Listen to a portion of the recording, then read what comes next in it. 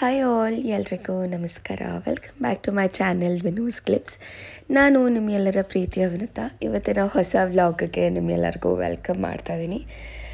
So S, ನನ್ನ throat ಸ್ವಲ್ಪ ಹಾಳಾಗಿದೆ, ಹಾಗಾಗಿ ತುಂಬ ದಿವಸದಿಂದ ವ್ಲಾಗ್ಸ್ ಕೂಡ ಮಾಡೋಕ್ಕಾಗಿಲ್ಲ. ಆ್ಯಂಡ್ ಇನ್ಫ್ಯಾಕ್ಟ್ ತುಂಬ ಬ್ಯಾಡ್ ಫೇಸ್ ಆಫ್ ಲೈಫ್ ಹೋಗ್ತಾಯಿತ್ತು. ಹಾಗಾಗಿ ನಾನು ಯಾವುದೋ ಹೊಸ ವೀಡಿಯೋಸ್ ಆಗಲಿ ವ್ಲಾಗ್ಸ್ ಆಗಲಿ ಶೇರ್ ಮಾಡೋಕ್ಕಾಗಿರಲಿಲ್ಲ. ಸೊ ಈ ಒಂದು ವ್ಲಾಗ್ ತುಂಬಾ ಹಿಂದೆ ಮಾಡ್ಕೊಂಡಿದ್ದಂಥದ್ದು ಇವತ್ತು ನಾನು ನಿಮ್ಮ ಜೊತೆ ಶೇರ್ ಮಾಡ್ತಾಯಿದ್ದೀನಿ. ಸೊ ಇವತ್ತು ಬಂದು ಒಂದು ನಾಟಿ ಸ್ಟೈಲಲ್ಲಿ ಚಿಕನ್ ಸಾರು ಅಮ್ಮ ನನಗೆ ಮಾಡಿಕೊಡ್ತಾಯಿದ್ದಾರೆ. ಒಂದು ರೀತಿ ಕ್ರೇವಿಂಗ್ಸ್ನ ಮಮ್ಮಿ ಇವತ್ತು ಮಾಡಿಕೊಟ್ರು ಅಂತಲೇ ಹೇಳ್ಬೋದು. ಅದ್ರ ಜೊತೆಗೆ ತುಂಬ ಕ್ವಿಕ್ಕಾಗಿ ರಾಗಿ ಮುದ್ದೆ ಹೇಗೆ ಮಾಡ್ಬೋದು ಅಂತ ಕೂಡ ಇವತ್ತಿನ ವ್ಲಾಗಲ್ಲಿ ಅಮ್ಮ ತೋರಿಸ್ಕೊಡ್ತಾರೆ. ಸೊ ಬನ್ನಿ, ಜಾಸ್ತಿ ಡಿಲೇ ಮಾಡ್ದಲೇ ಶುರು ಮಾಡೋಣ. ಇನ್ನು ನೀವು ಯಾರಾದರೂ ನನ್ನ ಚಾನಲ್ಗೆ ಸಬ್ಸ್ಕ್ರೈಬ್ ಆಗಿಲ್ಲ ಅಂದರೆ ಬೇಗ ಹೋಗಿ ನನ್ನ ಚಾನಲ್ಗೆ ಸಬ್ಸ್ಕ್ರೈಬ್ ಆಗಿ. ಇನ್ನು ನನ್ನ ಚಾನಲಲ್ಲಿ ವರ್ಕಿಂಗ್ ವುಮೆನ್ ಲೈಫ್ ಸ್ಟೈಲ್ ಹಾಗೂ ಇನ್ನಷ್ಟು ನೋಡೋದಕ್ಕೆ ಸಿಗುತ್ತೆ ಅಂತಲೇ ಹೇಳ್ಬೋದು. ಸೊ ಇಲ್ಲಿ ಆ್ಯಕ್ಚುಲಿ ಆಲ್ಮೋಸ್ಟ್ 1.5 kg ಅಷ್ಟು ಚಿಕನ್ ತೊಗೊಂಡು ಬಂದಿದ್ವಿ. ಸೊ ಒಂದು ಸ್ವಲ್ಪ ಗ್ರೇವಿ ಒಂದು ಸ್ವಲ್ಪ ಸಾರು ಮಾಡೋಣ, ಅದ್ರ ಜೊತೆಗೆ ಒಂದು ಸ್ವಲ್ಪ ಡ್ರೈ ಪೆಪ್ಪರ್ ಫ್ರೈ ಅಥವಾ ಜಸ್ಟ್ ಡ್ರೈ ಐಟಮ್ ಥರ ಏನಾದರೂ ಮಾಡೋಣ ಅಂತ ಅಂದ್ಕೊಂಡ್ವಿ. ಸೊ ಹಾಗಾಗಿ ಅಮ್ಮ ನಾನು ಇಬ್ಬರು ಸೇರಿ ಒಟ್ಟಿಗೆ ಬೇಗ ಮಾಡೋಣ ಅಂತ ಹೇಳಿ ಮಾಡ್ತಾಯಿದ್ದೀವಿ ಇಲ್ಲಿ. ಇನ್ನು 2 ಐಟಮ್ಸ್ಗಳಿಗೆ ಸಪ್ರೇಟಾಗಿ ಚಿಕನ್ನ ಫ್ರೈ ಮಾಡೋದು ಬೇಡ ಅಂತ ಹೇಳಿ ಒಂದೇ ದೊಡ್ಡ ಪಾತ್ರೆಗೆ ಇದ್ದಂಥ ಅಷ್ಟು ಚಿಕನ್ನ ಫ್ರೈ ಮಾಡ್ಕೊಂಡ್ಬಿಟ್ಟಿದ್ದೀವಿ. ಉಪ್ಪು ಮತ್ತು ಅರಿಶಿನ ಹಾಕಿ ಚೆನ್ನಾಗಿ ನೀರೆಲ್ಲ ಸುಂಡೋ ತನಕ ಅದನ್ನು ಚೆನ್ನಾಗಿ ಫ್ರೈ ಮಾಡಿಕೊಂಡು ನೆಕ್ಸ್ಟ್ ಬೇಕಾಗಿದ್ದಂಥ ಫ್ರೈಗೆ ಬೇಕಾಗಿದ್ದಂಥ ಪೀಸ್ಗಳನ್ನ ನಾನಿಲ್ಲಿ ಸಪ್ರೇಟಾಗಿ ಈರುಳ್ಳಿ ಮಗ್ಗಿಸ್ಕೊಂಡಿರುವಂಥ ಪಾತ್ರೆಗೆ ಹಾಕೋತಾ ಇದ್ದೀನಿ. ಇನ್ನು ಅದಕ್ಕೇ ಅಮ್ಮ ಸಾಂಬಾರು ಏನು ಮಾಡ್ತಾರೆ ಅದು ನೆಕ್ಸ್ಟ್ ಉಳಿದಿರುವಂಥ ಪೀಸಸ್ಗಳಿಗೆ ಎಲ್ಲನೂ ಹಾಕೋಣ ಅಂತ ಹೇಳಿ ಮಾಡಿದೆ. ಸೊ ತುಂಬ ಬೇಗನೆ ಆಗೋಯಿತು. ಇನ್ನು ಅಮ್ಮ ನಾನು ಒಟ್ಟಿಗೆ ನಿಂತ್ಕೊಂಡ್ಬಿಟ್ರೆ ತುಂಬ ಹೊತ್ತಂತೂ ಹಿಡಿಯೋದಿಲ್ಲ. ತುಂಬ ಬೇಗನೆ ಆಲ್ಮೋಸ್ಟ್ ಒಂದು 45 ಮಿನಿಟ್ಸಲ್ಲಿ 2 ಐಟಮ್ಸ್ ರೆಡಿ ಆಗಿಬಿಡತ್ತೆ. ಸೊ ಇಲ್ಲಿ ನಾನು ಬರೀ ಈರುಳ್ಳಿನ ಚಿಕ್ಕದಾಗಿ ಒಂದು ಅರ್ಧ ಮಾತ್ರ ಚಾಪ್ ಮಾಡ್ಕೊಂಡು ಫ್ರೈ ಮಾಡಿಕೊಂಡು ಅದ್ರ ಜೊತೆಗೆ ಬೇಯಿಸಿದಂಥ ಖಾರನ ಇದಕ್ಕೆ ಹಾಕೋತಾ ಇದ್ದೀನಿ. ಇನ್ನು ಅಮ್ಮ ಈ ಕಡೆ ರುಬ್ಬೋದಕ್ಕೆ ಕೂಡ ಕೊಟ್ಟಿದ್ದಾರೆ. ಹಾಗಾಗಿ ನಾನಿಲ್ಲಿ ಸಾಂಬಾರಿಗೆ ಬೇಕಾಗಿರುವಂಥ ಎಲ್ಲ ಐಟಮ್ಸ್ಗಳನ್ನೂ ರುಬ್ಕೊಂಡಿದ್ದೀನಿ. ಸೊ ಆ್ಯಕ್ಚುಲಿ ಆ ಒಂದು ಕ್ಲಿಪ್ಪಿಂಗ್ ಮಿಕ್ಸ್ ಆಗಿದೆ ಏನೇನೆಲ್ಲ ಐಟಮ್ಸ್ ಹಾಕಿದ್ದೀನಿ ಅಂತ.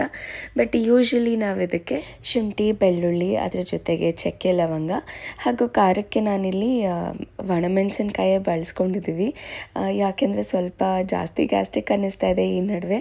ಹಾಗಾಗಿ ಒಣಮೆಣಸಿನ್ಕಾಯಿನ ಹಾಕ್ಕೊಂಡು ರುಬ್ಕೊಂಡು ಅದ್ರ ಜೊತೆಗೆ ಕಾಯಿ ಮತ್ತು ಸ್ವಲ್ಪ ಥಿಕ್ನೆಸ್ ಬೇಕು ಅಂತ ಹೇಳಿ ಕಡಲೆನ ಇದಿಷ್ಟು ಐಟಮ್ನ ಚೆನ್ನಾಗಿ ಫ್ರೈ ಮಾಡ್ಕೊಳ್ಳೋದು. ಇನ್ನು ಆಲ್ಮೋಸ್ಟ್ ಒಂದು ದೊಡ್ಡ ಜಾರಷ್ಟು ಮಸಾಲೆನ ರುಬ್ಕೊಂಡ್ಬಿಟ್ರೆ ಸಾಕಾಗತ್ತೆ.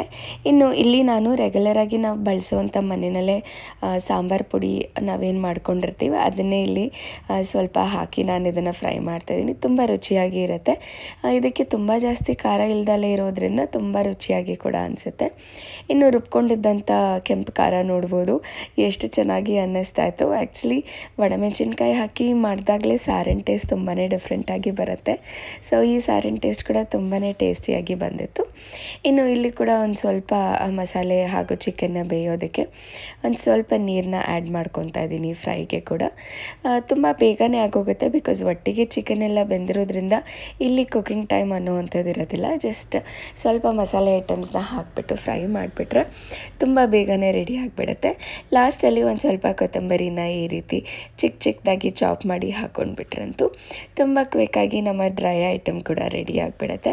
ಭೈರವ್ಗೆ ಈ ರೀತಿ ಡ್ರೈ ಐಟಮ್ಸ್ ಕೂಡ ತುಂಬ ಇಷ್ಟ ಆಗುತ್ತೆ. ಮತ್ತು ಸಾಂಬಾರಲ್ಲಿ ಯೂಶ್ವಲಿ ಎಷ್ಟು ಇಷ್ಟಪಡಲ್ಲ ಅವನು ಚಿಕನ್ ಪೀಸಸ್ನ ತಿನ್ನಲಿಕ್ಕೆ. ಈ ರೀತಿ ಡ್ರೈ ಐಟಮ್ಸ್ ಇತ್ತು ಅಂತಂದರೆ ಚಿಕನ್ ಪೀಸಸ್ನ ತಿಂತಾನೆ.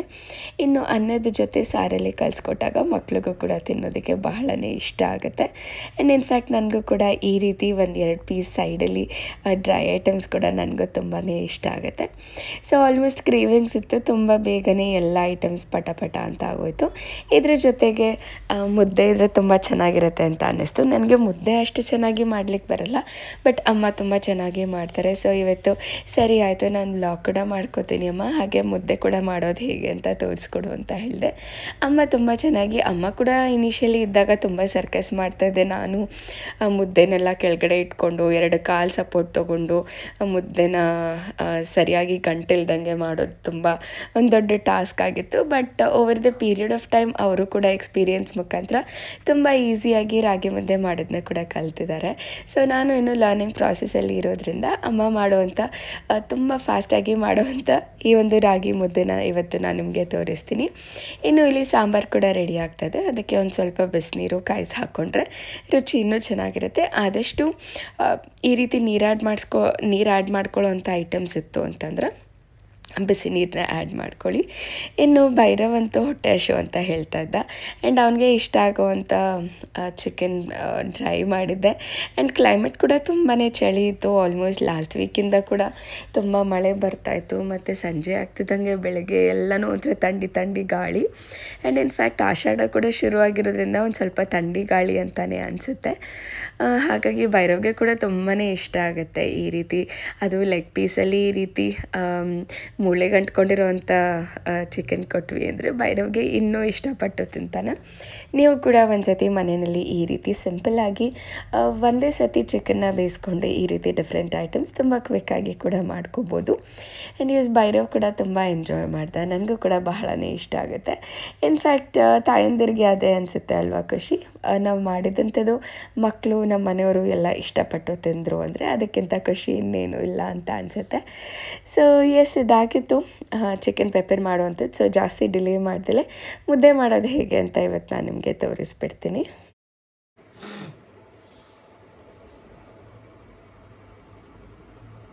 House it?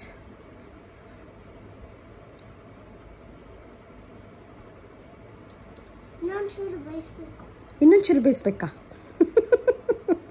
Chinni ಇನ್ನೊಂಚೂರು ಬೇಯಿಸ್ಬೇಕಂತೆ. Full soft ಮಾಡಿ ಕೊಟ್ಟಿದ್ದೀರಿ, ಇನ್ನೊಂಚೂರು ಬೇಯಿಸು ಅಂತೆ. ಮೊದಲಿಗೆ ಮುದ್ದೆ ಮಾಡಲಿಕ್ಕೆ ಈ ರೀತಿ ಒಂದು ಅಳತೆಯ ಪಾತ್ರೆ ಇಟ್ಕೊಂಡಿದ್ದಾರೆ. ಮತ್ತು ಅದನ್ನು ತಿರುವುದಕ್ಕೆ ಈ ರೀತಿ ಒಂದು ಕೋಲ್ ಬೇಕಾಗುತ್ತೆ.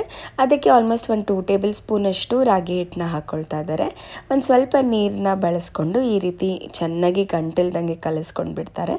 ಸೊ ಈ ರೀತಿ ಮಾಡೋದ್ರಿಂದ ತುಂಬ ಬೇಗನೆ ಆಗುತ್ತೆ ಮತ್ತು ಬೇಯೋದಕ್ಕೂ ಕೂಡ ತುಂಬ ಈಸಿ ಆಗುತ್ತೆ ಅಂತ ಹೇಳಿ ಈ ರೀತಿ ಹಿಟ್ಟನ್ನ ಚೆನ್ನಾಗಿ ಯಾವುದೇ ರೀತಿ ಲಮ್ಸ್ ಇಲ್ದಂಗೆ ನೀಟಾಗಿ ಮಿಕ್ಸ್ ಮಾಡ್ಕೋತಾರೆ.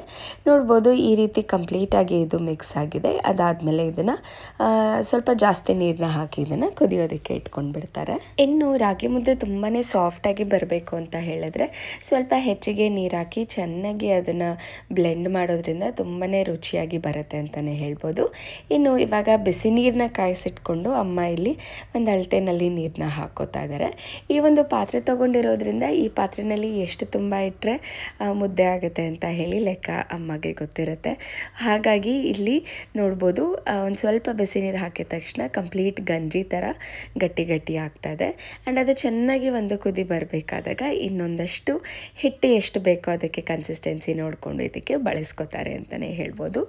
ಯಾವಾಗ ಈ ರೀತಿ ಉಕ್ಕಿ ಬರೋಕ್ಕೆ ಶುರುವಾಗುತ್ತೋ ಆವಾಗ ಅಮ್ಮ ನೀಟಾಗಿ ಮಿಕ್ಸ್ ಮಾಡೋದಕ್ಕೆ ಶುರು ಮಾಡ್ತಾರೆ. ಇನ್ನು ಈ ಒಂದು ಪ್ರಾಸೆಸ್ನ ಮುಂಚೆ ಅಮ್ಮ ಕೆಳಗಡೆ ಕೂತ್ಕೊಂಡು ಇದನ್ನೆಲ್ಲ ಚೆನ್ನಾಗಿ ಗಂಟಿಲ್ದಂಗೆ ಬಿಡಿಸೋ ಥರ ಎಲ್ಲ ಮಾಡ್ತಾಯಿದ್ರು. ಬಟ್ ಇವಾಗ ಆರಾಮಾಗಿ ಸ್ಲ್ಯಾಬ್ ಮೇಲೇ ಕಂಪ್ಲೀಟಾಗಿ ಮುದ್ದೆನ ಮಾಡ್ಕೋಬೋದು. ಅಷ್ಟು ಕ್ವಿಕ್ ಅಂತ ಅನಿಸುತ್ತೆ. ಕೆಳಗಡೆ ಕೂತ್ಕೊಂಡು ಸಾಹಸ ಮಾಡೋ ಅಷ್ಟೆಲ್ಲ ಏನಿರೋದಿಲ್ಲ. ನೋಡ್ಬೋದು ಎಷ್ಟು ಕ್ವಿಕ್ಕಾಗಿ ಆಗಿದೆ. ಮತ್ತು ತಳ ಕೂಡ ಹಿಡಿಯೋಕ್ಕೆ ಶುರುವಾಗಿದೆ ಅಂದರೆ ಮುದ್ದೆ ಕೂಡ ಕಂಪ್ಲೀಟಾಗಿ ಬೆಂದಿದೆ ಅಂತ ಅರ್ಥ. ಕೆಲವೊಬ್ಬರು ಇದನ್ನು 2 ಸತಿ ಬೇಯಿಸೋ ಅಂಥದ್ದೆಲ್ಲ ಮಾಡ್ತಾರೆ. ಆ ರೀತಿ ಏನೂ ಅವಶ್ಯಕತೆ ಇಲ್ಲ. ತುಂಬ ಚೆನ್ನಾಗಿ ಬೆಂದಿರುತ್ತೆ. ಬಿಕಾಸ್ ನಾವು ಆಲ್ರೆಡಿ ಬಿಸಿನೀರು ಕೂಡ ಹಾಕಿರ್ತೀವಿ. ಚೆನ್ನಾಗಿ ಕುದ್ದಾದ್ಮೇಲೆ ಹಸಿಟ್ಟನ್ನ ಇದಕ್ಕೆ ಹಾಕಿ ಮಿಕ್ಸ್ ಮಾಡಿರೋದ್ರಿಂದ ಈ ರೀತಿ ಒಂದು ರೀತಿ ಬೆಣ್ಣೆ ಥರನೇ ತುಂಬ ಚೆನ್ನಾಗಿ ಆ್ಯಂಡ್ ಸಾಫ್ಟಾಗಿ ಈ ರೀತಿ ಮುದ್ದೆ ಬರೋದಕ್ಕೆ ಹೆಲ್ಪ್ ಮಾಡುತ್ತೆ ಅಂತಲೇ ಹೇಳ್ಬೋದು. ಒಂದು ಸತಿ ಇದನ್ನು ಟ್ರೈ ಮಾಡಿ. ಬಿಕಾಸ್ ಇದನ್ನು ತುಂಬ ನೀಟಾಗಿ ಗ್ರಿಪ್ ಇಟ್ಕೊಂಡು ಸ್ಟವ್ ಮೇಲೆ ಮಾಡಬೇಕಾಗತ್ತೆ. ಈ ಕಡೆ ಬೇಯ್ತಾನೂ ಇರುತ್ತೆ ಮತ್ತು ಗಂಟಿಲ್ದಂಗೆ ನೀಟಾಗಿ ಮಿಕ್ಸ್ ಮಾಡ್ಕೋಬೇಕಾಗತ್ತೆ. ಈ ರೀತಿ ಒಂದು ಆ್ಯಂಗಲ್ನಲ್ಲಿ ನೀಟಾಗಿ ಮಾಡ್ಕೊಂಡಾಗ ಎಷ್ಟು ಕ್ವಿಕ್ಕಾಗಿ ಈ ಒಂದು ಮುದ್ದೆ ರೆಡಿ ಆಗಿಬಿಡುತ್ತೆ. ನೋಡ್ಬೋದು ಬಿಸಿ ಬಿಸಿ ಹೊಗೆ ಬರ್ತಾ ಇದೆ. ಇದನ್ನು ತೆಗೆದು ಹಾಗೆ ಹಾಕಿದ ತಕ್ಷಣ ಕಂಪ್ಲೀಟ್ ಅದರ ಶೇಪ್ ತೊಗೊಳುತ್ತೆ. ಸೊ ತುಂಬ ಜಾಸ್ತಿ ಪ್ರಾಸೆಸ್ ಕೂಡ ಇರೋದಿಲ್ಲ. 1-2 ಸತಿ ಕೈನ ಒದ್ದೆ ಮಾಡಿಕೊಂಡು ಈ ರೀತಿ ಒಂಚೂರು ರೌಂಡ್ ಶೇಪಿಗೆ ತಂದುಬಿಟ್ರೆ ಬಿಸಿ ಬಿಸಿಯಾದಂಥ ಮುದ್ದೆ ಕೂಡ ರೆಡಿ ಆಗುತ್ತೆ. ಇನ್ನು ಅಮ್ಮ ಇದರಲ್ಲಿ ಮೆಂತ್ಯ ಮುದ್ದೆ ಕೂಡ ಮಾಡ್ತಾರೆ. ಅದನ್ನು ಕೂಡ ನಾನು ಯಾವಾಗಲಾದರೂ ನಾನು ನಿಮಗೆ ತೋರಿಸ್ತೀನಿ. ಬಟ್ ಈ ಒಂದು ರಾಗಿ ಮುದ್ದೆ ತುಂಬಾ ನನಗೆ ಇಷ್ಟ ಆಗುತ್ತೆ.